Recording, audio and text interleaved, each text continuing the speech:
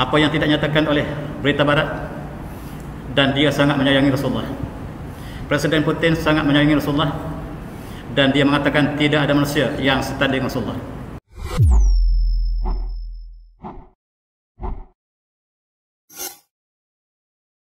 Barangkali tajuk ini jarang diperkatakan, dan izinkanlah saya untuk menceritakan bagaimanakah satu umat yang dilupakan. Tajuk perbincangan kita adalah Islam bersinar di bumi Rasya. Kita mulakan dengan ayat surah Al-Fatih. A'udzubillahi minasyaitonir rajim. Wallazi arsala rasulahu bil huda wa dinil haqq liyuzhirahu 'ala ad-din kullih wa kafa billahi syahida. Shadaqal azim. Dan dialah yang mengutuskan rasulnya dengan petunjuk dan agamanya benar, supaya agama ini mengatasi segala agama, dan cukuplah Allah sebagai saksi. Dan Allah berjanji dalam ayat ini, Islam akan mengatasi seluruh agama, dan cukuplah Allah sebagai saksi. Dan kita juga menyaksikan hari ini Islam telah berkembang sampai ke hujung dunia, dan hari ini kita kongsi bahawa umat Islam telah sampai ke Kutub Utara. Di Kutub Utara telah terbina masjid yang banyak, dan ini menggambarkan umat Islam telah sampai ke hujung dunia. Benarlah dalam satu hadis Rasulullah bersabda, "Saya belum hazal amru ma balaghan nahar." Saya belum hazal amru ma balaghan nahar.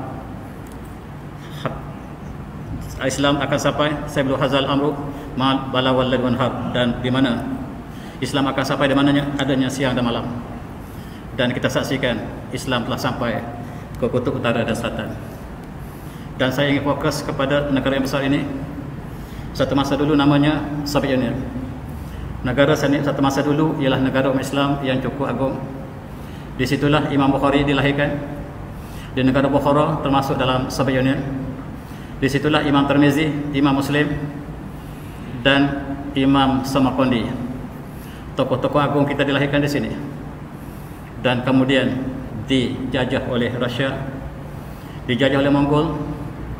Akhirnya Islam telah kehilangan identiti, sehinggalah ketika muncul Qurun ke-20, apabila kita lihat umat Islam sekali lagi dijajah dan dijajah, dizalimi, akhirnya negara yang menzalimi umat Islam ini telah jatuh, telah runtuh, dan menjadi negara Rusia yang kita sedari.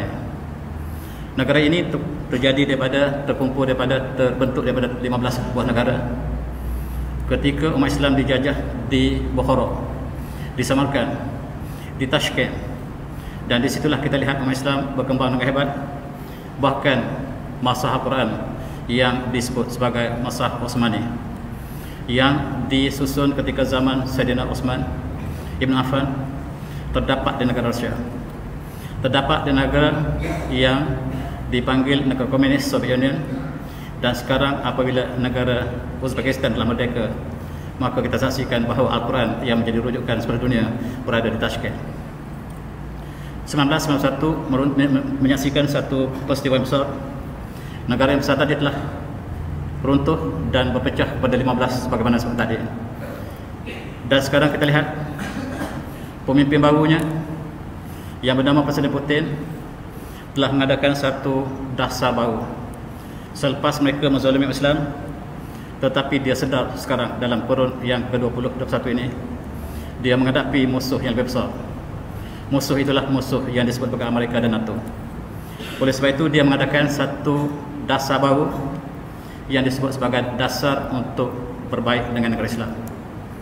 Oleh kerana musuh yang besarnya ialah lebih besar daripada musuh umat Islam sendiri, maka dia telah berbaik dengan negara Iran, dia berbaik dengan negara Turki, dan dia berbaik dengan negara Islam, dan memberikan contoh dan memberikan sifat lunak kepada umat Islam di Rusia, sehingga umat Islam di Rusia sekarang boleh bernafas sejak sekian lama. Dan dasar inilah yang kita lihat bahawa Islam telah bersinar sampai ke hujung dunia. Oleh kerana dasar ini untuk berbaik dengan Turki umpamanya, dan juga berbaik dengan Iran, maka negara umat Islam yang berada dalam kesatuan Rusia telah diberikan ruang untuk melaksanakan hukum Islam. Bahkan hari ini kita lihat antara Islam yang paling cepat berkembang ialah di Rusia. Barangkali episod ini tidak dinyatakan secara jelas negara kita. Malam ini malah kita renungi satu peristiwa bahawa umat Islam yang sedang dinamik ialah berada di Rusia sekarang. Dan Rusia mengumumi negara Islam, termasuklah negara kita. Dan cukup menarik ialah pemimpin yang dikatakan daripada kepimpinan komunis ini telah menghadiahkan Al-Quran yang awal kepada pemimpin Iran. Inilah Quran yang kita tidak tahu, yang ditulis sejak barangkali selepas zaman sahabat, dan Al-Quran yang asal yang ditulis ketika zaman Khalifah Osman masih tersimpan di Rusia dan sekarang tersimpan di Uzbekistan, di Tashkent. Inilah salah satu daripada khazanah Islam yang kita tidak tahu tetapi telah dikeluarkan oleh Putin. Ialah pemimpin bukan Islam yang sekarang telah menunjukkan sifat yang mesra pada Islam.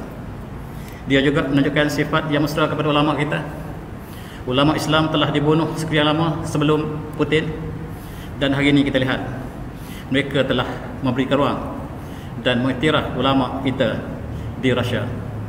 Kalau kita lihat di sini ialah Mufti Moskow yang di tengah-tengah, yang sentiasa berganding dengan Putin, walaupun tujuan barangkali tidak ikhlas, tetapi dengan hubungan ini kita lihat umat Islam telah diberikan ruang yang luas untuk berkembang di Rusia.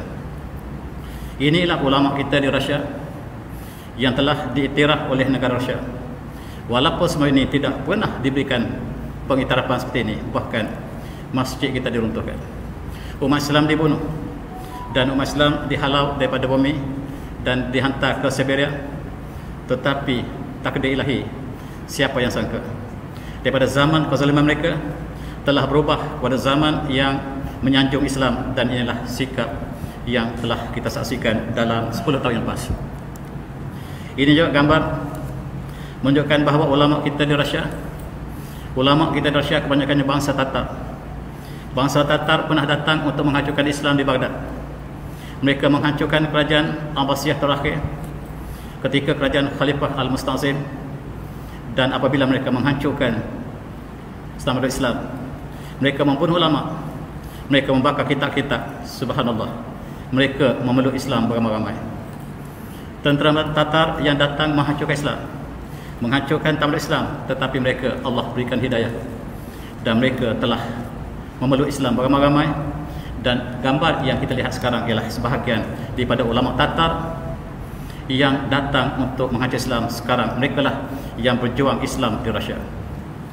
Bandar-bandar seperti Kazan, Moskow, inilah bandar-bandar yang dipenuhi oleh orang Islam daripada bangsa Tatar.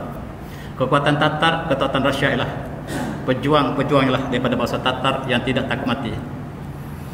Dan inilah satu gambar barangkali untuk menggambarkan bahawa sikap Rusia yang selama ini sikap menentang Islam tetapi berubah sama sekali selepas Presiden Putin mengambil alih pemerintahan. Dan kita harus ingat, Putin bukan orang komunis. Walaupun Soviet Union diasaskan kepada komunisme, tidak percaya pada Tuhan, tetapi Putin ialah penganut agama Ortodok. Ortodok ialah agama Kristian yang paling hampir dengan Islam. Mereka bersolat cara mereka, mereka berpuasa cara mereka, dan yang banyak di negara kita bukan daripada mazhab Ortodok tetapi daripada mazhab Katolik dan Protestan. Dalam konteks Kristian terhadap Islam, yang paling rapat, yang paling simpati pada Islam ialah mazhab Ortodok. Tetapi yang kita berperang ribuan tahun ketika perang salib pertama sampai ke-12 ialah kita menentang golongan Katolik. Tetapi kita lihat yang ditunjukkan oleh penganut Katolik oleh Ortodok berbeza sama sekali. Dan di atas dasar inilah kita lihat pemimpin Islam memberikan ruang harapan kepada Islam untuk berkembang di Rusia. Begitu juga dia mengambil satu inisiatif untuk berbaik-baik dengan negara Islam, termasuklah Arab Saudi, termasuklah Iran, termasuklah Turki, bahkan negara kita. Negara kita yang kecil ini juga mereka telah mengunjungi dan bertemu dengan bekas menteri kita hanya untuk menunjukkan bahawa mereka tidak mahu Islam lagi, tetapi ingin menghulurkan tangan persahabatan kepada umat Islam. Perkara ini tidak di-highlightkan dalam berita dunia. Dan inilah yang menjadi satu titik tolak dalam perkembangan Islam di Rusia. Bahkan dikatakan sekarang 1/5 penduduk Rusia ialah Islam. Bahkan penduduk Islam yang paling ramai di negara bukan Islam ialah di Rusia. Bahkan kemasukan orang bukan Islam ke dalam Islam di Rusia sangat-sangat luar biasa. Dan mereka yang memeluk Islam di Rusia ialah golongan yang intelektual, golongan yang mempunyai kedudukan yang tinggi, mereka yang terdiri pada saintis, daripada ahli falsafah, mereka ahli negara dan sebagainya. Dan itulah menyebabkan kekuatan Islam di Rusia berbeza dengan Islam negara kita, sebab kebanyakan kita Islam kita terima secara percuma. Dan tuan-tuan yang saya hormati, apa yang tidak nyatakan oleh berita barat, dan dia sangat menyayangi Rasulullah. Presiden Putin sangat menyayangi Rasulullah, dan dia mengatakan tidak ada manusia yang setanding Rasulullah. Tetapi sifat ini tidak pernah dilaporkan di akhbar barat, bahkan di negara kita tidak juga dilaporkan. Dan dia pernah bangun dan mengancam Presiden Perancis, yang ketika itu Presiden Perancis mengatakan Rasulullah walzubillah sebagai memulakan keganasan. Dan dia bangun dan memberi amaran kepada Presiden Perancis bahawa Rasulullah lah manusia yang terbaik yang pernah dilahirkan oleh di atas muka bumi. Ini disebut oleh Putin, dia bukan Islam. Dia bukan Islam. Tetapi sikap dia pada Islam sangat lemah lembut. Dan inilah yang menggambarkan perkembangan yang berlaku di Rusia hari ini. Bahkan inilah Presiden Chechnya, yaitu Ramzan Kadyrov, yang sangat terkenal dengan tegasnya. Dan tuan-tuan, Chechnya ialah sebahagian daripada negara Rusia sekarang. Dia adalah negara umat Islam 100%, penganut Islam yang sangat patuh daripada mazhab Syafi'iyah dan sebahagiannya daripada Hanafiyah. Dan mereka adalah pengamal tarekat yang sangat kental. Amalan mereka ialah berzikir satu hari 1 juta kali, yang saya tidak pernah dengar orang Malaysia melakukan seperti itu. Tentera Chechnya, mereka dilatih supaya sentiasa bertahajud, bersolat subuh berjemaah. Dan dia adalah memberikan kekuatan antara persahabatan antara Putin yang asalnya daripada komunisme, tetapi menunjukkan sikap yang lemah lembut kepada Islam hari ini. Hasil daripada ini kita lihat masjid yang pernah diruntuh ketika zaman yang lampau, ketika zaman Lenin, ketika zaman Stalin telah diruntuhkan masjid kita di Rusia, kini dibangunkan kembali oleh Putin. Putin bukan Islam, tetapi dia menunjukkan sikap yang sangat lunak sehinggalah dia membuka masjid-masjid yang diruntuhkan pada masa lepas. Dan dia memberikan bantuan kepada sekolah-sekolah tahfiz. Dia membuka sekolah-sekolah agama melalui tangan Presiden Kadyrov, yang Kadyrov ialah sebagai ejen yang dilihat oleh sebahagian negara Islam sebagai sangat simpati kepada Putin. Dan ini digambarkan dengan negatif. Tetapi dari konteks ini, apa yang dilakukan oleh pemimpin Chechen ini ialah dia mengambil ruang supaya Islam dapat dilaksanakan di Rusia. Dalam konteks ini kita lihat, buat pertama kali ulama daripada bangsa Tatar ini, inilah ulama kita di Tatar di Rusia. Yang sebelah kiri ialah Mufti Moskow. Moskow asalnya Miskun, Miskun maksudnya kasturi. Dan kita lihat Siberia, asalnya Sabaria, negara umat Islam yang telah jatuh ke tangan komunisme dan akhirnya kini kembali menjadi Sabaria. Siberia ialah Sabaria, dan Moskow ialah bumi Islam satu masa dulu yang telah jatuh pada kerajaan Rusia, yang kemudiannya Islam ditindas begitu lama. Inilah bangsa Tatar. Yang sebelah kiri ialah Mufti Moskow, yang diberikan mandat oleh Putin hari ini untuk melaksanakan Islam di Moskow dalam konteks hubungan keluarga, budaya, perayaan, ibadah dan seumpamanya. Di sebelah kanan ialah ketua ulama se-Rusia. Dia ya kedua-duanya orang Tatar. Orang Tatar yang datang untuk menghancurkan Islam. Mereka lah yang telah mengembangkan Islam di Rusia. Dan tuan-tuan, satu peristiwa yang besar yang berlaku di Rusia yang bakal tidak dilaporkan negara kita ialah Perhimpunan Agung Ulama Sedunia, dilaksanakan di Rusia, di negara Chechen ataupun di Grozny pada tahun 2016. Mereka membincangkan tentang hakikat apakah sebenarnya ahli sunnah wal jamaah. Sebab dunia sekarang telah terkeliru dengan banyak pahaman dan mereka menegaskan di situ apakah sebenarnya yang dipahami dengan ahli sunnah wal jamaah. Dan tuan-tuan boleh melihat resolusi ataupun keputusan yang diambil oleh ulama sedunia yang terdiri pada 35 buah negara Islam yang bersidang dan telah mengeluarkan keputusan dan memberikan tarifan yang hakiki tentang siapakah ahli sunnah wal jamaah. Saya tidak menguraikan di situ, tetapi apa yang saya nak sebutkan di sini ialah Perhimpunan Agung Ulama bukan lagi di Timur Tengah, bukan lagi di Mesir, tetapi di Rusia.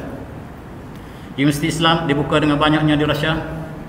Bahkan sebahagian daripada penduduk Asia Tenggara bertumpu ke Rusia untuk masuk fakulti Islam, fakulti Usuluddin, Pasir Syariah, bukan lagi di negara Arab, tetapi mereka menuju ke Rusia. Satu berita yang tidak pernah kita dengar selama ini.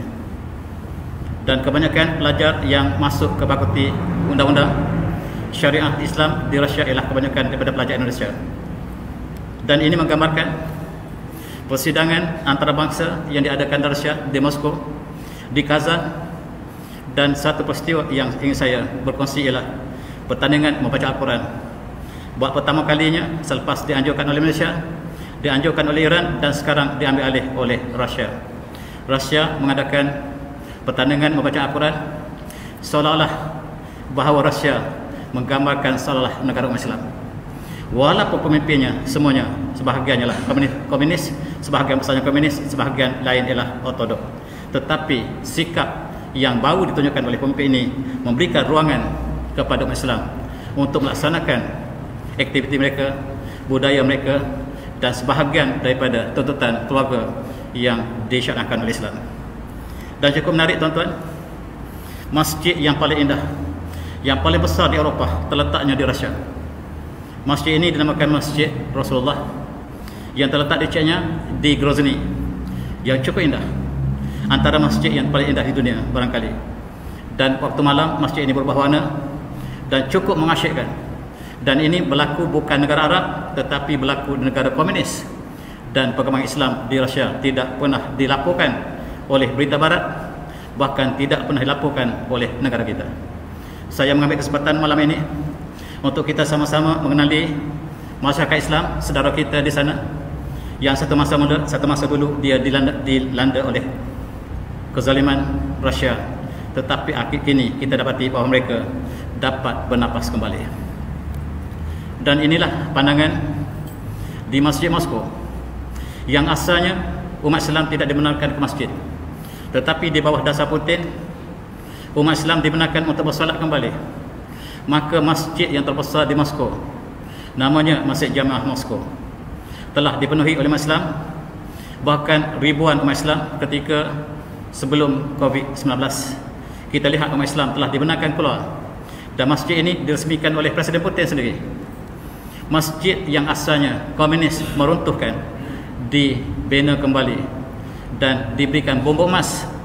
Bumbung kubah itu emas yang dibina ketika zaman Presiden Putin, yang menggambarkan bahawa suasana Islam di bawah pemimpin komunis ini berbeza dengan era yang lama. Apakah tujuan? Apakah tujuan Putin memberikan ruang kepada Islam? Hanya Allah yang tahu. Tetapi umat Islam mengambil ruang ini supaya kita dapat melaksanakan sebahagian daripada tuntutan Islam di negara yang terkenal dengan negara komunis tersebut. Dan kita lihat umat Islam yang turun keluar solat jemaah telah memenuhi jalan raya.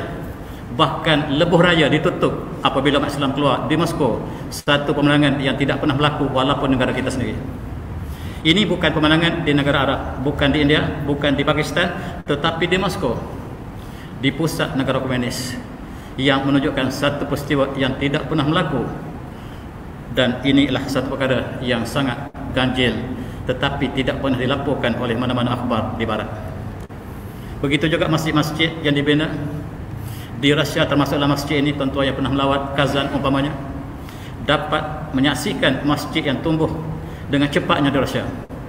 Ketika pertandingan FIFA 2018 di Rusia, di pusat bandar Kazan, pemain bola sepak dunia telah keheranan bahawa ketika waktu subuh masjid melakukan azan berselang-selang di kota yang tak pernah disangka di situ ada umat Islam, sedangkan ketika pertandingan bola sepak di Russia, mereka mendengar suara azan seolah-olah mereka berada di Turki ataupun di negara Arab.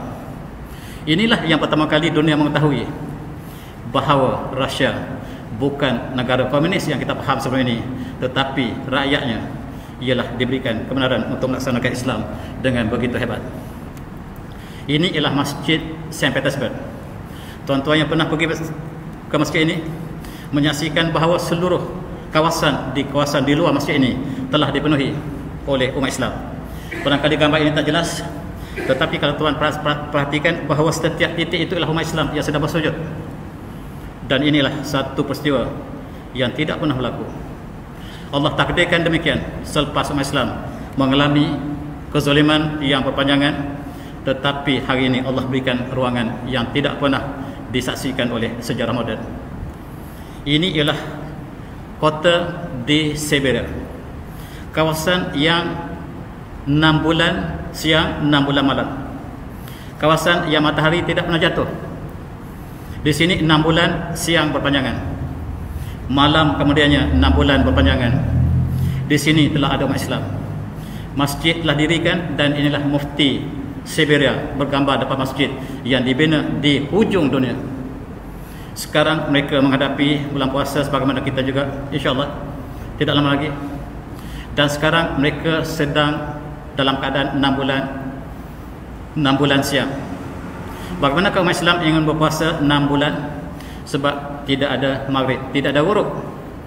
Sepanjang 6 bulan mereka sentiasa siang. Lalu para ulama kita mengatakan bahawa puasa untuk kawasan seperti itu merujuk kepada negara yang paling dekat yang ada siang dan malam. Negara yang paling dekat ada siang dan malam ialah Sweden, yang siangnya 20 jam, 4 jam malam. Waktu Isya dan Maghrib waktu yang sama, Maghrib dan Isya waktu yang sama. Itu kawasan di Norway, di Sweden. Dan para ulama kita mengatakan bahawa untuk berpuasa di kawasan tiang tidak malam ini mengikut negari yang paling dekat yang ada siang dan malam, dan mereka berpuasa 20 jam sehari. Dan ada pandangan yang mengatakan bahawa puasa untuk mereka yang tidak ada malam ini harus dirujuk kepada Mekah atau Madinah. Dan itulah yang paling popular, sebab di Mekah dan Madinah siang dan malamnya sangat sederhana sebagaimana seperti kita di Malaysia. Maka itulah yang kebanyakan diikuti oleh masyarakat Islam di kawasan yang tidak ada malam ini. Benarlah hadis yang kita bacakan tadi, Saiblu hadzal amru ma balaghal wanhar, dan Islam akan sampai di mana ada siang dan malam. Dan sekarang Islam telah sampai ke hujung dunia yang ada siang semata-mata, yang kadang-kadang ada malam semata-mata, tengah malam pun ada matahari. Dan ini juga gambar masjid-masjid yang dibina ketika zaman Putin yang tidak pernah berlaku sebelum ini. Dia dibina di tempat yang paling hujung dunia. Dan inilah barangkali masjid putih yang dibina di hujung dunia. Dan di sini tidak ada malam sepanjang bulan Ramadan ini. Tuan-tuan yang saya hormati, hadis yang saya bacakan tadi menyaksikan kita umat Islam menyaksikan kebenaran hadis sajalah. Saya belum hadzal amru ma balaghal, dan Islam akan sampai di mana ada siang dan malam. Dan suasana ini kita yang saksikan pada zaman yang akhir ini. Tuan-tuan yang saya hormati, ini adalah ketua agama Ortodok di Russia. Namanya adalah Dmitry Semenov, yang telah meninggal dunia 2 tahun lepas. Yang apakah saya yang sebut tentang orang ini? Dia katakan bahawa Russia akan menjadi negara Islam dalam masa 50 tahun. Sekali lagi dia berucap, dia mengatakan bahawa Russia akan menjadi negara Islam 30 tahun akan datang. Dia mengatakan sebagai ketua Kristian, dia mengatakan bahawa tengoklah bagaimana kaum Islam telah keluar ke masjid Moskow, dan mereka telah melempahi keluar ke masjid. Bahkan jalan raya yang berdekatan telah penuh. Bahkan mereka telah melempah ke lebuh raya, bukan jalan raya, lebuh raya terpaksa ditutup apabila Islam telah menunaikan solat. Dan kata Semenov, saya yakin the future belongs to Islam. Saya yakin bahawa the future belongs to Islam, masa depan untuk Islam. Dan dia mati. Hari ini dia telah tidak menyaksikan umat Islam telah bertambah di Russia, Dan begitu juga untuk ulama kita yang bernama Said Nursi. Pada zaman Said Nursi, dia mengatakan perkataan yang sama, the future shall belongs to Islam, dan masa depan ialah untuk Islam. Kita lihat bagaimanakah di Eropah gereja-gereja telah ditutup dan dibeli oleh umat Islam dan dijadikan masjid. Ini adalah satu pandangan, satu fenomena untuk menunjukkan bahawa Islam untuk masa depan manusia. Dan padri ini mengatakan pada yang lewat 50 tahun akan datang, Islam akan kuasai Rusia, dan dia membuat satu tekaan bahawa kekuatan Islam bukan negara Arab, bukan negara Asia Tenggara, tetapi akan berpindah kepada Rusia, negara yang Allah pilih apabila negara Islam, rakyatnya, umatnya sudah tidak sayang ke Islam. Mereka terlalu lama dari Islam, mereka merasakan Islam itu sudah tidak manis lagi. Allah gantikan dengan satu bangsa yang tidak pernah kenal Islam, yaitu bangsa Rusia, yang selama ini berada di bawah didakan ataupun di bawah kezaliman komunis. Tuan-tuan, ini ialah ketua KBG. KBG ialah intelijen pasukan Rusia.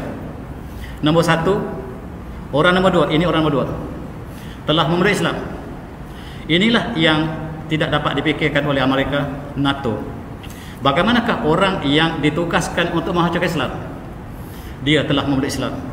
Nama dia ialah Alexander Betabarish, yang telah memeluk Islam, dan dia mengetahui seluruh rahsia Islam dan bukan Islam, sebab dia adalah ketua KBG dan dia adalah penolong KBG Rusia yang mengetahui rahsia di dunia. Dia telah memeluk Islam, mengucap syahadah. Dia tahu dia akan mati, dan dia segera keluar daripada Rusia selepas dia mengucap syahadah. Dia mengisahkan Islamnya, dan dia pergi ke London untuk menyelamatkan diri dia, sebab dia tahu dia akan dibunuh ketika apabila dia memeluk Islam, sebab semua rahsia dunia dia yang pegang. Benar firasatnya. Sampai saja di London dia dibunuh oleh KBG yang lain. Dan inilah satu gambaran bahawa Islam telah diterima bukan sahaja orang bawahan, tetapi orang yang paling atas. Kalaulah Allah beri takdir kepada Islam, kepada Putin, barangkali kita sama berdoa, barangkali dunia akan terbalik sama sekali. Dan mereka menjangkakan Israel akan hilang tahun ini sekiranya pemimpin-pemimpin Rusia memeluk Islam, dan itulah yang mereka jangkakan. Tuan-tuan, ini ialah sebahagian lagi pemimpin besar Rusia.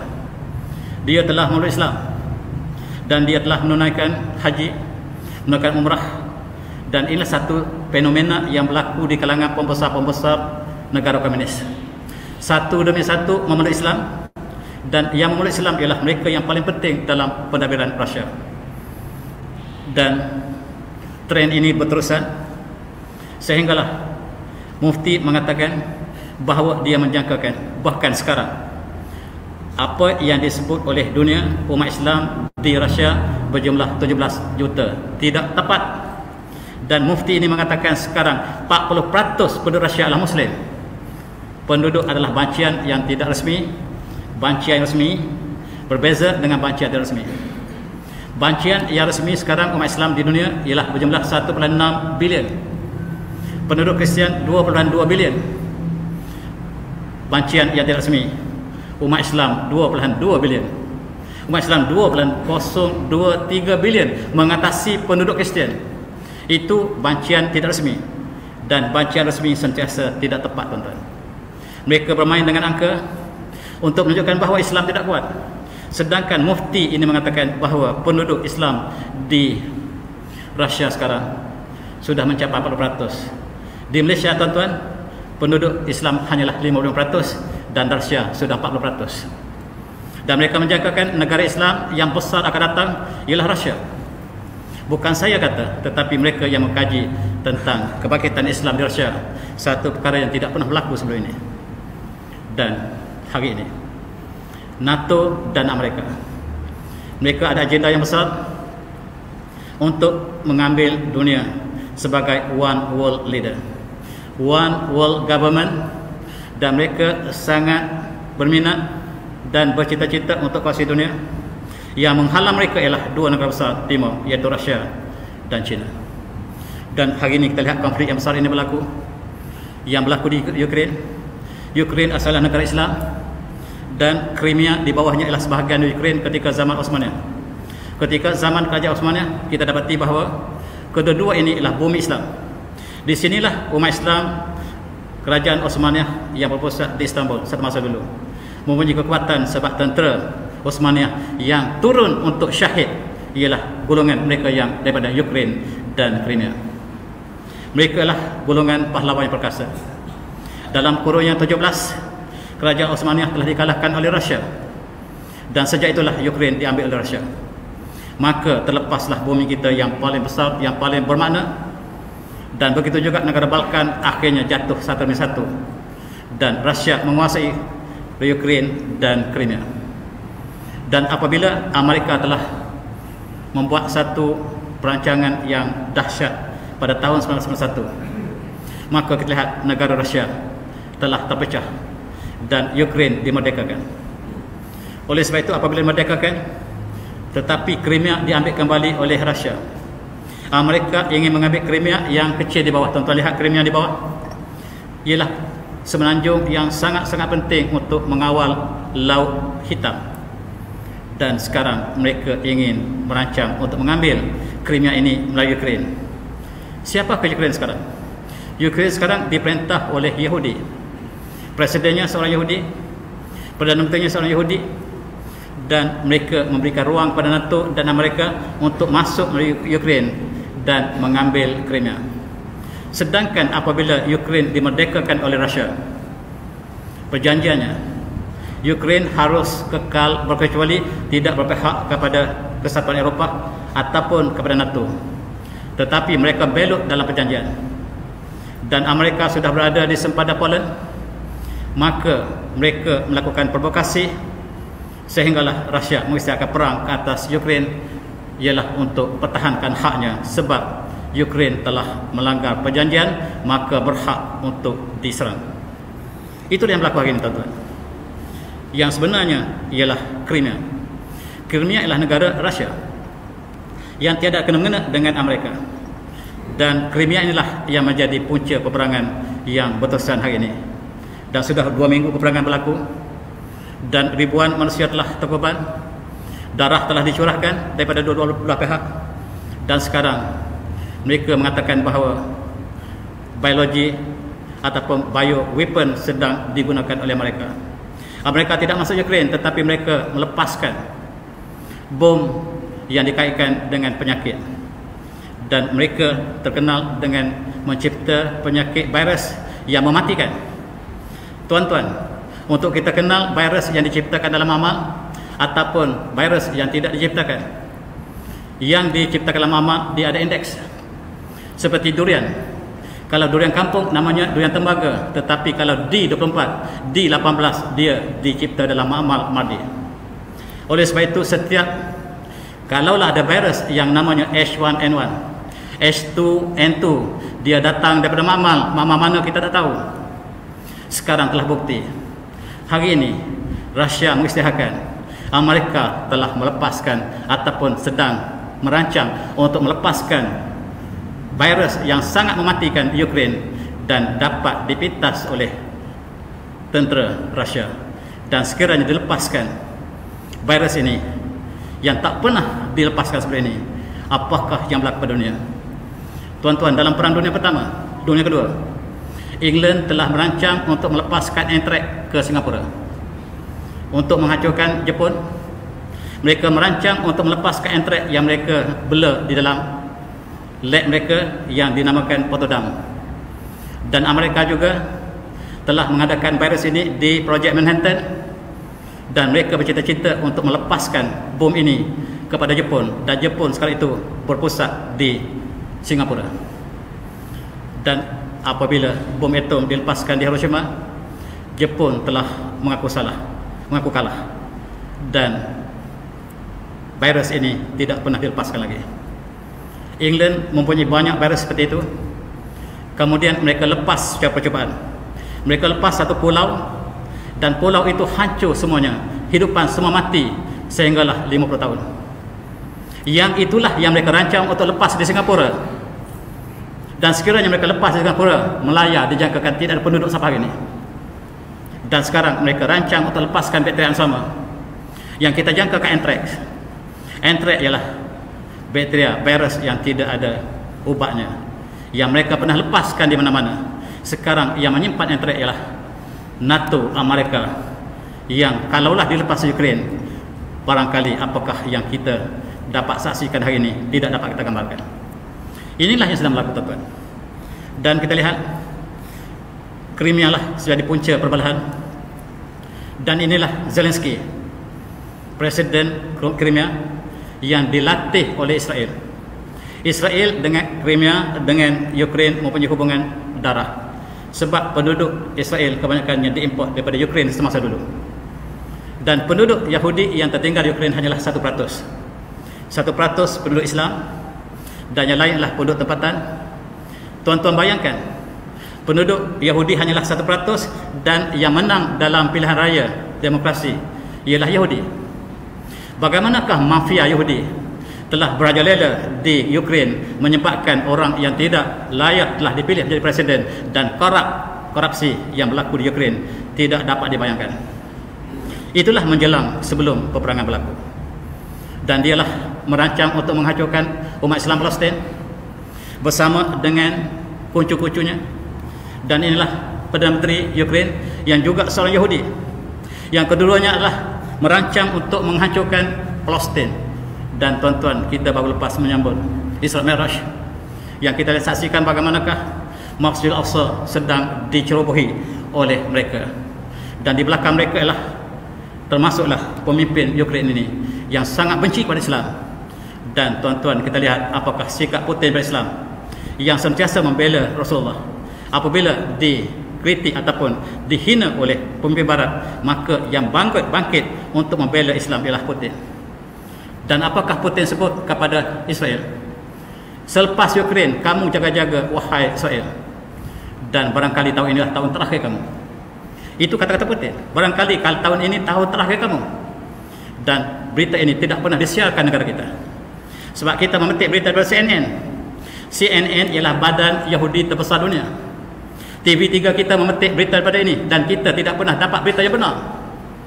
Oleh sebab itu, tuan-tuan, mari kita menunggu dan melihat dengan kacamata kita yang benar, buka dada dan perasaan kita untuk melihat yang manakah yang benar dan manakah yang hak, di manakah yang palsu. Dan mereka sudah merancang untuk melenyapkan Palestin dan menjadikan seluruh bumi Palestin sebagai bumi Israel Raya. Bukan sahaja Palestin, tetapi mereka akan berkembangkan ke Syria, ke Jordan, Lebanon. Bahkan mereka bercita-cita untuk mengambil Iraq, Mesir, sebab mereka mengatakan bahawa itulah bumi yang telah Tuhan wayak wasiatkan kepada mereka, sebab mereka adalah the chosen people. Mereka lah yang Allah sebut, mereka sebut Allah pilih mereka sebagai bangsa yang terbaik, bangsa yang terpilih. Maka orang lain harus tunduk kepada mereka, dan perancanglah Presiden Ukraine. Tuan-tuan, kita faham keadaan ini, dan sebaik saja kita lihat Rusia masuk ke sini, maka dia segera meminta pertolongan daripada Israel. Israel mengetahui sekiranya dia menolong Ukraine, dia akan hancur hari ini. Dan Israel tahu sekiranya dia menolong Ukraine, dia akan hancur hari ini. Dan oleh sebab itu, Israel mengatakan, kami bersama Rusia, kami bersama Israel ialah sebagai strategi untuk berlindung daripada kemusnahan yang sudah semakin hampir. New World Order bercita-cita untuk menjajah dunia, untuk menjadikan satu kerajaan dunia, one world leader, one world government, one world religion, one world currency. Dan sekarang mereka lah yang telah menguasai yang terbawah, iaitu one world currency, yang semuanya kita menggunakan US dollar. US dollar ialah ciptaan Yahudi. US dollar tidak ada nilai komoditi di sebalik wang itu. Wang itu disebut sebagai fiat money. Fiat money ini tidak ada sandaran. Dia hanyalah diberikan jaminan oleh kerajaan yang memerintah. Dan itulah yang memerintah dunia hari ini. Tetapi mereka tidak dapat memerintah tiga lagi. Sekarang mereka merancang untuk menjadikan ketiga-tiganya. Dan oleh sebab itu disekat oleh Rusia. Dan itulah sebab konflik yang berlaku ini sangat-sangatlah kronik. Tuan-tuan, apabila NATO yang telah berpakat dengan mereka untuk masuk Ukraine, maka dia berikan lain merah oleh Putin, sebab Ukraine ialah bekas negara kami. Ukraine bertindak ataupun tertaluk kepada perjanjian kami. Sekiranya NATO masuk, bermaksud Ukraine melanggar perintah kami, perjanjian kami, dan berhak diserang. Dan NATO sengaja membiarkan perkara ini berlaku dan serangan dilakukan sebab pencerobohan yang dilakukan oleh NATO dan Amerika. Tuan-tuan yang saya hormati, kata Presiden Putin, US menggunakan Ukraine untuk menghancurkan Rusia. Dan oleh sebab itu, peperangan diisytiharkan, dan peperangan telah diisytiharkan 2 minggu lepas, 24 Februari, dan kemalangan tidak dapat dibayangkan. Oleh sebab itu, kata Rusia bahawa 15 negara yang telah dimerdekakan, apabila negara ini telah belut, mereka akan ambil kembali. Dan kita sangat bimbang sekiranya Uzbekistan, Kazakhstan, Kyrgyzstan diambil kembali oleh Rusia. Mereka dimerdekakan dan negara itulah negara Islam. Dan yang disebut sekarang ialah mereka akan mengambil kembali Belarus, Estonia, dan mereka mengambil Latvia dan Moldova dan Ukraine. Dan Rusia mengatakan kami ambil kembali negara kami. Sama seperti Saddam Hussein mengambil Kuwait. Kuwait ialah asal negara Iraq. Apabila Amerika bercadang untuk mengambil Kuwait, maka Saddam Hussein lebih awal mengambil Kuwait. Maka kata Amerika, maka Iraq harus menerima hukuman dunia, yang akhirnya Iraq dipersalahkan. Yang asalnya Amerika yang bersalah, tetapi akhirnya yang dipontok pada dunia, Iraq yang bersalah. Amerika menyerang Iraq, Saddam Hussein pertahankan negara dia, dan yang dipersalahkan ialah ia pertahankan negara. Kalau Amerika menyerang negara kita, kalau kita pertahankan negara kita, kita pengganas. Amerika yang menyerang Iraq sebagai hero. Maka skrip yang sama digunakan di sini. Skrip yang sama digunakan di sini. Kita harus faham betul-betul. Jangan kita terima berita daripada CNN dan kita lihat bagaimanakah perjuangan Islam di Rusia yang berjuang bersama dengan Putin, sebab musuh ini lebih besar daripada yang kita sangkakan. Tuan-tuan, berlakunya pertempuran di Ukraine ialah kerana Rusia ingin mengambil kembali negaranya, sebagaimana Saddam Hussein ingin mengambil Kuwait kembali. Dan Kuwait itu adalah kawasan pelabuhan Iraq pada masa dulu yang terletaknya Basrah. Basrah ialah pelabuhan Iraq yang ingin diambil kembali oleh Saddam Hussein. Sebagaimana yang Putin ingin mengambil negaranya kembali, Ukraine ialah negaranya kembali, Latvia ialah negaranya kembali, Moldova ialah negaranya kembali. Dan kata Presiden Putin, dia bukan Ukraine tetapi my Ukraine. It's not your Ukraine, it's my Ukraine. Itulah yang berlaku. Rupa-rupanya Amerika sudah berada di Poland, dan itulah sebab Rusia terpaksa mempertahankan dirinya. Berita yang sampai ke negara kita, Rusia yang menceroboh, dan seluruh berita negara kita bersama dengan New World Order. Dan itulah yang berlaku, tuan-tuan. Rusia ingin menyekat kemarahan New World Order. Di belakangnya lah Yahudi. Yahudi bercita-cita untuk mengambil Palestin dan seluruh kawasan Timur Tengah dan melebarkan pengaruhnya kepada seluruh dunia, tetapi disekat oleh dua kuasa besar, iaitu Rusia dan China. Sekarang sekiranya dilumpuhkan Rusia melalui Ukraine, maka cita-citanya akan sampai kepada China, dan mereka ialah di belakangnya lah Yahudi yang merintah Amerika.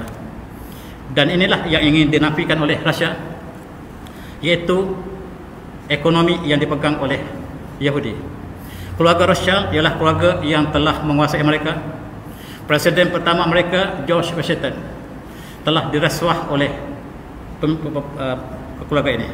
Oleh sebab itu, sejak daripada presiden pertama mereka, seluruhnya telah dijajah oleh kumpulan Rothschild ini. Dan mereka lah yang merupakan bank di seluruh dunia. Dan bank yang terbesar Amerika, termasuklah bank dunia, IMF, ialah dipunyai oleh keluarga ini. Dan wang mereka ada mata sebelah di wang yang mereka gunakan di Amerika. Inilah wang Yahudi besar. Dan Yahudi yang disebut sebagai Zionism ini bukan Judaism. Zionism bukan Judaism. Judaism masih berpegang kepada sakibaki ajaran Nabi Musa AS. Tetapi Zionism dia associate dengan sihir ataupun dengan kerajaan yang lampau, kerajaan sihir Firaun. Itulah yang dilakukan oleh Zionism. Oleh sebab itu tuan, Rusia mengajak kita semua untuk boikot US dollar. Sebab sekarang semua currency berdasarkan pada US dollar. US dollar tidak ada sebarang komoditi di belakangnya. Dan apabila Rusia telah menggunakan mata wangnya sendiri, dia mengajak kita kembali pada emas, kepada dinar. Tetapi ini tidak di-highlightkan oleh dunia. Sebab Amerika ingin memegang uang US dollarnya yang tidak ada sebarang nilai di sebelahnya. Sebab inilah fiat money, tuan-tuan daripada ekonomi lebih faham daripada saya. Oleh sebab itu, Rusia mengajak seluruh dunia untuk boikot uang yang tidak ada nilai ini dan menggunakan uang emas ataupun Bitcoin ataupun digital money yang saya tidak faham, tetapi apakah itulah yang dicadangkan oleh Rusia. Antaranya 3, emas kembali seperti dinar kita, ataupun Bitcoin yang dipertikaikan dari segi hukumnya, dan juga digital money sebagaimana Bitcoin juga. Inilah yang dirancang oleh Rusia untuk menggantikan uang yang digunakan perniagaan sedunia sekarang, dan US dollar inilah yang menguasai minyak petroleum seluruh dunia hari ini. Dan sekiranya ini dapat dibatalkan, maka interest yang dilakukan oleh kumpulan Rothschild ini dapat dikurangkan. Oleh sebab itu dibuktikan oleh Rusia, sebaik saja dia telah menafikan US dollar, dia telah ekonominya telah mendadak naik sebab interest yang dikau oleh US dollar sangat-sangat menakutkan. Tuan-tuan, kita tanya Iran, apakah sebab berlaku peperangan di Ukraine antara NATO ataupun Ukraine dengan Rusia? Jawab Iran, peperangan itu maka di belakangnya lah mafia itulah USA. Jawab Iran dengan tegas, mafia yang berada di sebalik peperangan Ukraine. Tanpa Amerika, tanpa NATO, Ukraine akan aman tentram. Itu jawapan yang diberikan oleh Iran. Dan tuan-tuan boleh nilai perkataannya apakah benar atau tidak. Apa yang dibentangkan sepanjang tadi, kita dapat lihat bahawa apa yang disebut oleh Iran sangat-sangat tepat dengan apa yang berlaku. Dan ketika itulah ketika sebaik saja peperangan berlaku di Ukraine, maka jelaslah warna asal Ukraine, dia segera minta pertolongan daripada Israel. Sebab Ukraine dengan Israel lah dua adik beradik ataupun anak saudara dengan pakcik saudaranya. Dan yang membawa pelarian daripada Ukraine ialah dibawa ke Israel hanyalah orang Yahudi. Orang Yahudi ditolong oleh Israel untuk menyelamatkan, dan baru kita tahu bahawa perancangan Yahudi untuk menjadikan Ukraine sebagai negeri setelah mereka, iaitu negeri yang ada hubungan dengan Israel, baru kita faham. Dan tuan-tuan, Amerika, NATO, Israel memberikan senjata percuma kepada rakyat Ukraine supaya rakyat pegang senjata dan tembak tentera Rusia. Tengok tuan-tuan, perancangan Yahudi memberikan kepada rakyat yang tidak tahu menggunakan senjata, dilonggokkan di Ukraine. Tengok bagaimanakah yang mereka takut tapi mereka berikan senjata mereka. Dan hari ini mereka ingin menggunakan senjata bioweapon yang sangat menakutkan. Dan ini ialah ketua Rumah Putih Amerika yang seorang Yahudi tulen bernama Sullivan. Dia mengatakan bahawa segeralah orang Amerika di Ukraine keluar segera. Maksudnya segeralah keluar orang Yahudi.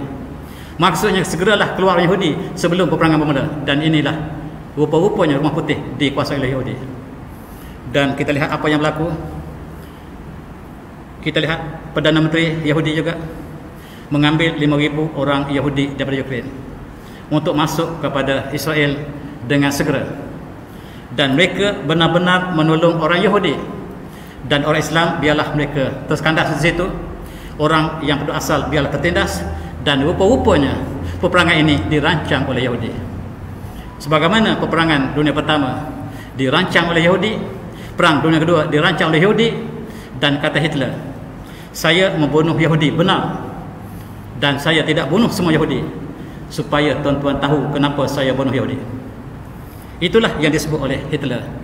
Dan Hitler mengatakan, sekiranya perang dunia ketiga berlaku, maka ketahuilah, saya jangkakan Yahudilah di sebaliknya benar-benar yang berlaku sekarang apa yang berlaku di Ukraine.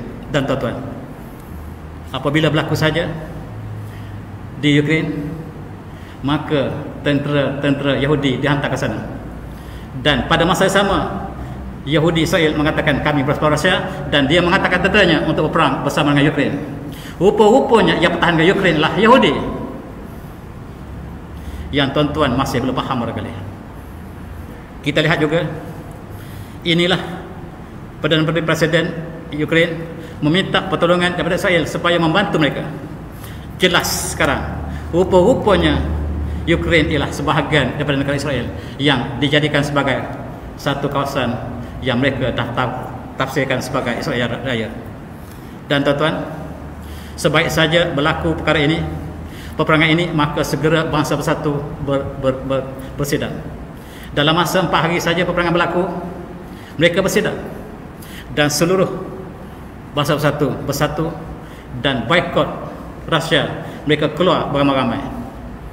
Mereka solidariti mereka bersama dengan Yahudi, yang bersama dengan Rusia tidak sampai 50 negara. Sebahagian mereka berkecuali. Kita bandingkan dengan apakah yang berlaku kepada Palestin. Apabila Palestin dibunuh, dibom sejak pada tahun 1948, apakah mereka segera bersidang? Mereka biarkan Yahudi membunuh umat Islam Palestin. Selepas 2 bulan membunuh, maka bangsa-bangsa tertentu pun bersidang, dan mereka keluarkan resolusi, dan Israel, Yahudi mengganas kemudian lagi. Tetapi apabila Yahudi dizalimi di Ukraine, mereka segera bersidang dan mengutuk Rusia. Double standard yang sangat-sangat jelas. Kalau tuan tidak masih tidak nampak, saya tidak tahu bagaimanakah apakah lagi untuk kita lihat perkara yang benar dan palsu bagi kita. Inilah berlaku 1 Mac. Solidariti seluruh dunia ialah bersama Yahudi, sebab setiap negara bank ditubuhkan oleh Yahudi, dan interest yang digunakan oleh bank ialah datang daripada idea Yahudi. Tuan-tuan, kita kembali kepada Chechen yang menjadi sebahagian daripada negara Rusia, dan pemimpinlah Ramzan Kadyrov yang sangat strict dalam konteks pertahankan Islam, dan dia berjuang bersama dengan Putin untuk menentang Yahudi di Ukraine. Dan dialah, kita lihat apabila peperangan bermula, tentera Islam, pejuang-pejuang Islam yang keluar bersama dengan tentera Rusia seramai 10,000 orang pada mulanya, mereka bertahajud, mereka bersolat, dan setiap tentera Chechnya mesti berjanggut. Tidak boleh tentera yang tidak janggut. Orang awam boleh tak janggut, tetapi mereka yang terlibat dengan perjuangan syahadat, dengan perjuangan Islam tidak boleh tidak berjanggut. Mereka diwajibkan untuk solat berjemaah, subuh berjemaah. Mereka dikenali berzikir. Mereka terpaksa berselawat setiap hari, dan itulah tentera Chechnya yang bersama dengan Putin untuk menentang Yahudi Ukraine, dan itulah yang kita harus faham. Dan kita lihat mereka bersolat, dan mereka juga mengantar pejuang-pejuang mereka, sukarelawan mereka untuk bersama dengan pejuang-pejuang Rusia.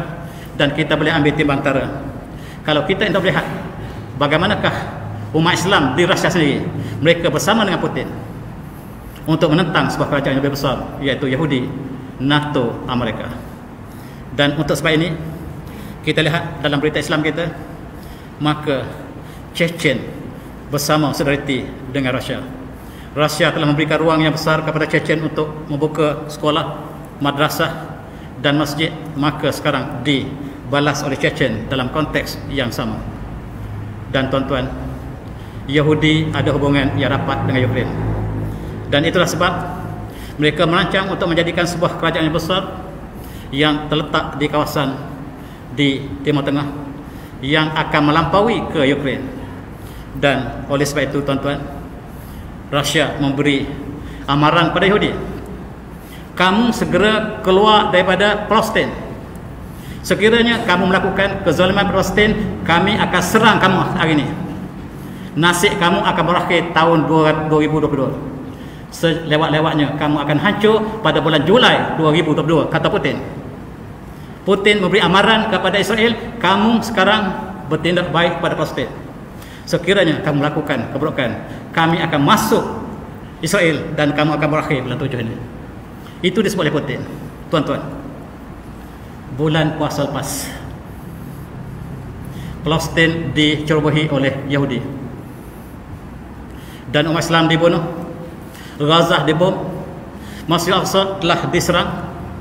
Umat Islam yang sedang beribadah ketika bulan Ramadan bertepatan lagi apabila tentera Yahudi telah masuk.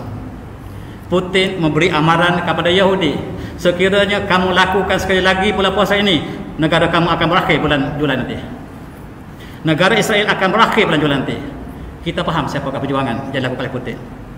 Apabila Rasulullah dihina oleh Presiden Macron, maka bangkit Presiden Putin. Sedangkan pemimpin Islam, kita hanya berdoa daripada jauh, tapi Putin bangkit, jangan hina Rasulullah depan saya.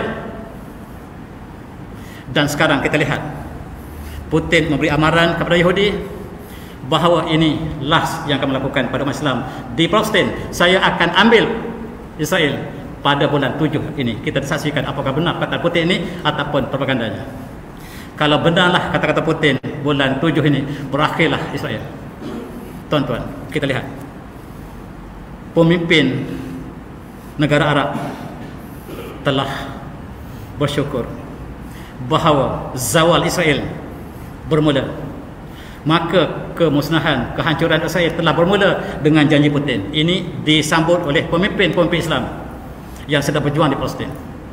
Mereka mengatakan kalau benarlah Putin mengatakan demikian, maka kejatuhan, kehancuran Israel akan berakhir tahun ini.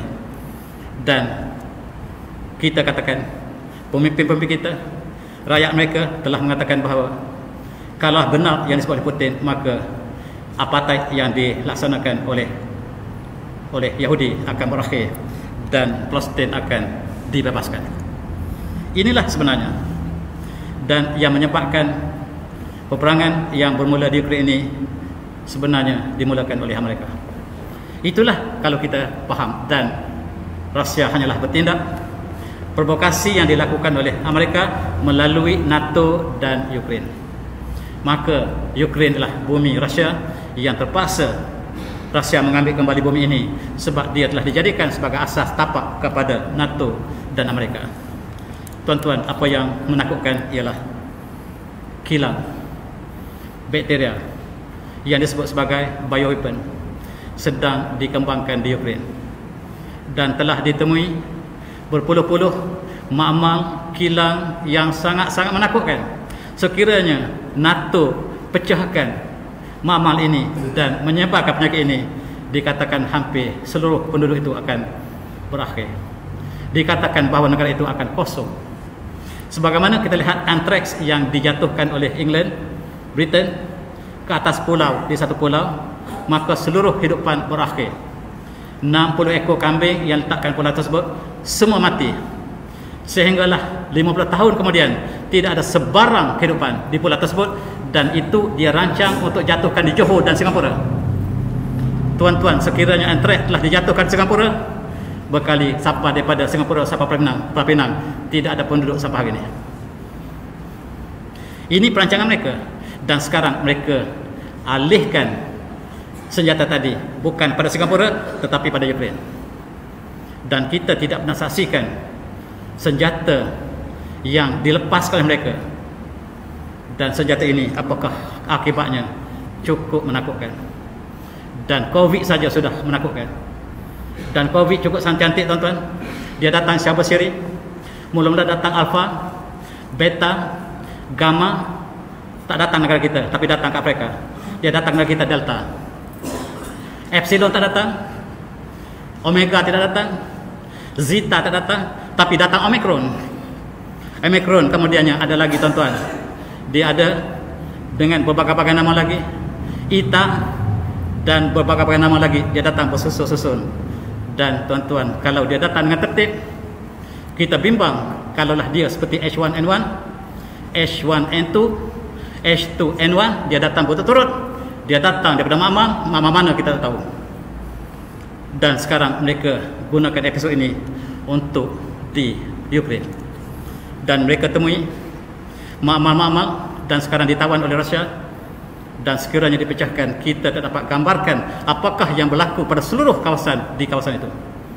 Dan inilah yang sangat ditakuti, dan inilah yang dilakukan oleh Amerika yang kononnya sebagai pengaman dunia. Dia melakukan perkara yang di luar jangkaan kita. Mereka membunuh sebahagian rakyatnya. Mereka menceroboh negara-negara. Mereka menceroboh Vietnam, menceroboh Cuba, menceroboh Syria, menceroboh seluruh dunia. Dan dia masih dianggap sebagai hero dunia, sedangkan dialah penjenayah besar dunia. Tiba-tiba dia masuk Vietnam. Vietnam tidak ada sebarang kesalahan, dan dia masuk perangi Vietnam. Akhirnya dia kalah di Vietnam. Mereka tidak pernah menang dalam peperangan. Itulah yang berlaku sekarang. Dia menggunakan satu perkara yang tidak ada etika dalam peperangan, iaitu menggunakan bioweapon. Dan benarlah apa yang disangka oleh para malaikat. Auzubillahi minasyaitonir rajim. Wa iz qala rabbuka lil malaikati inni ja'ilun fil ardi khalifah. Qalu ataj'alu fiha man yusrifuha wa yasfiku wa nahnu nusabbihu bihamdika wa nuqaddisu lak. Qul inni a'lamu ma la ta'lamun. Surah An-Nazm. Dan ingatlah ketika Tuhan berkata kepada mereka, sesungguhnya aku akan menjadikan khalifah di atas muka bumi. Maka para malaikat mengatakan, apakah dikau ya Allah ingin menjadikan manusia yang bakal menumpahkan darah dan mengadakan kepasatan di atas muka bumi, sedangkan kami ialah kaum yang sedang bertasbih, yang dengan segala pujianmu dan segala takdismu. Dan kata Allah, aku mengetahui apa yang kamu tak tahu. Benar firasat malaikat bahawa manusia melakukan pertumpahan darah. Dan kita lihat bagaimanakah akibat peperangan yang sedang berlaku. Rumah hospital telah dirobohkan, orang tidak berdosa yang telah menerima akibatnya. Dan kita lihat bagaimanakah manusia meninggalkan Ukraine, tempat peperangan. Tetapi yang berpindah ini semuanya Yahudi. Orang bukan Yahudi tidak dibenarkan berpindah, dan orang kulit hitam tidak dibenarkan berpindah. Inilah kita lihat bagaimana perancangan Yahudi yang sekarang telah terkena ke atas diri mereka sendiri. Mereka merancang sesuatu, tetapi Allah merancang perkara yang lain. Mereka merancang untuk masuk ke depan, tetapi mereka yang undur ke belakang. Dan sekarang kita lihat bagaimanakah double standard. Dan inilah barangkali walauzubillah sekiranya berlaku peperangan yang akan datang, peperangan ketiga. Dan lebih menakutkan sekiranya tenaga nuklear digunakan. Dan kalaulah bioweapon digunakan bersama dengan nuklear, kita tak dapat gambarkan apakah yang akan berlaku. Sekarang Rusia mengancam bakal menggunakan sekiranya Amerika tidak keluar daripada kawasan yang dia sedang berada sekarang. Dan tuan-tuan, kita lihat dari segi nuklear di dunia, Amerika ada 5,000 bom nuklear, Rusia mempunyai 6,000 lebih, dan China ada 350, Pakistan ada 165, dan Great Britain ada 225. Dan sekiranya ini digunakan, tuan-tuan, dijangkakan separuh dunia akan hilang. Separuh dunia akan hilang. Dan apakah kita masih wujud? Dan apakah dunia akan berpecah kepada dua blok yang besar? Yang satunya lah blok Yahudi, NATO, Amerika, yang berkali akan bersama melawan, menentang Rusia bersama dengan umat Islam.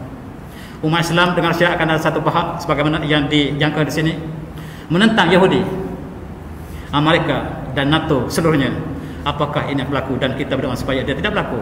Tapi inilah yang dijangka oleh penganalisis.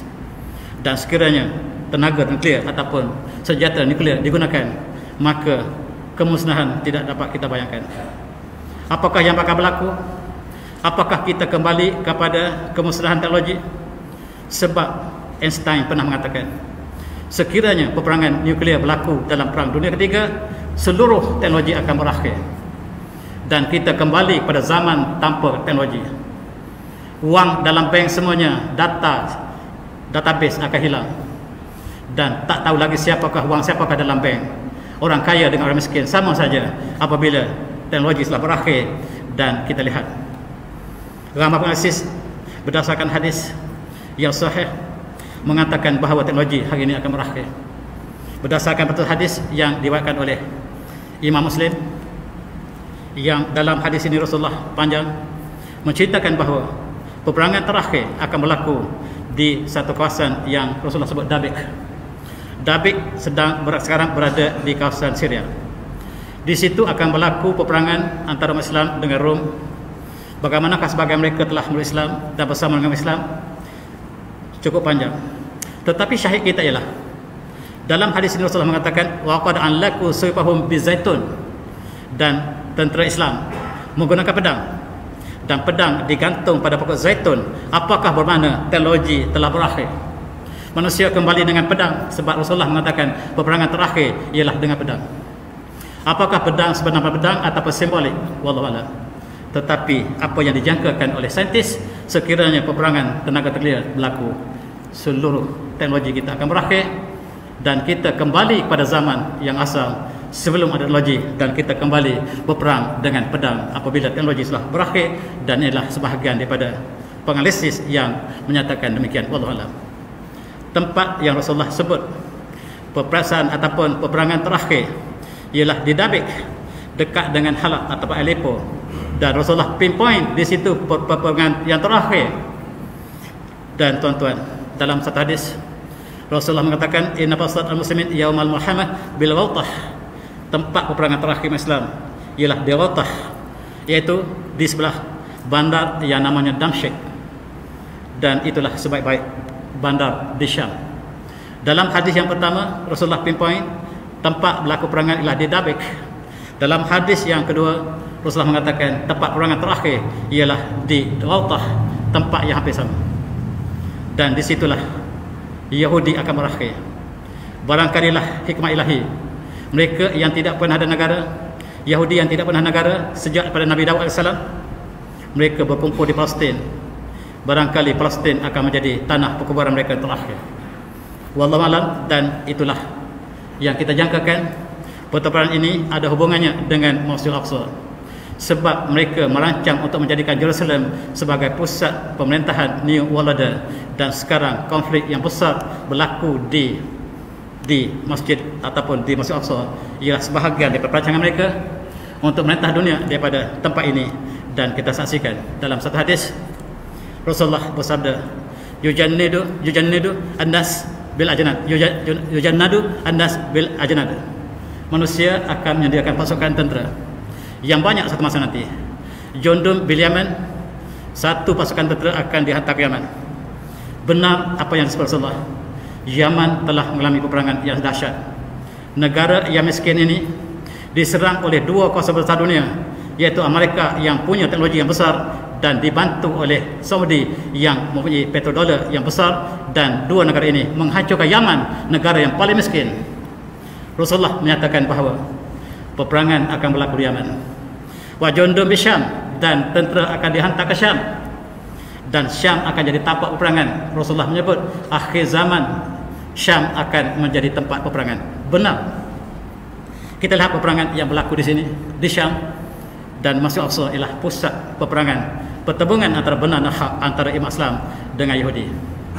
Dan disebut lagi dalam hadis ini wajundum bil masyriq, dan tentera akan dihantar ke sebelah timur. Wajundum bil maghrib, dan tentera akan dihantar ke sebelah barat. Faqala rajulun, dan berkata seorang pemuda, ya Rasulullah, khirli innani fata syabab, dan sayalah pemuda yang masih kuat. Sekiranya saya sampai pada masa tersebut, di manakah Rasulullah nasihat saya supaya saya pergi berperang? Maka kata Rasulullah, alaika bisyam, kamu pergilah ke Syam, dan Syam ialah pertahanan kita terakhir. Syam ialah pertahanan kita terakhir. Syam hari ini ialah Palestin, Jordan, Lebanon, Syria ialah Syam, dan disitulah pertempuran kita terakhir. Dan itulah tuan-tuan, saya minta maaf banyak, dan perbincangan saya tidak sepenuhnya. Asalnya saya membicarakan tentang umat Islam di Rusia, yang berlanjutan kepada suasana semasa yang sangat sensitif. Tetapi saya dengan hati terbuka mengajak tuan-tuan supaya sama-sama berfikir bersama saya. Apa yang saya katakan mungkin saya salah, dan tuan ambillah yang benar, tolaklah yang palsu. Dan saya tidak ada apa masalah sekiranya apa yang sebab ini tuan-tuan tidak setuju. Saya tidak ada apa masalah, dan marilah kita kembali pada kebenaran. Dan saya bawa buku saya terakhir yang berkaitan dengan Rusia, tajuknya Ketetapan Bintang Islam di Langit Transonia dan Rusia, yang menceritakan tentang umat Islam di Rusia dan di kawasan Bukhara, Tashkent dan kawasan sekitarnya. Dan saya bawa sedikit di belakang sebagai kenangan saya bersama tuan-tuan. Barangkali saya berakhir di sini. Saya minta maaf banyak mudah-mudahan kita dapat berfikir apa yang kita sampaikan tadi. Dan saya sudahi dengan wabillahi taufik. Assalamualaikum warahmatullahi wabarakatuh. Tasbih.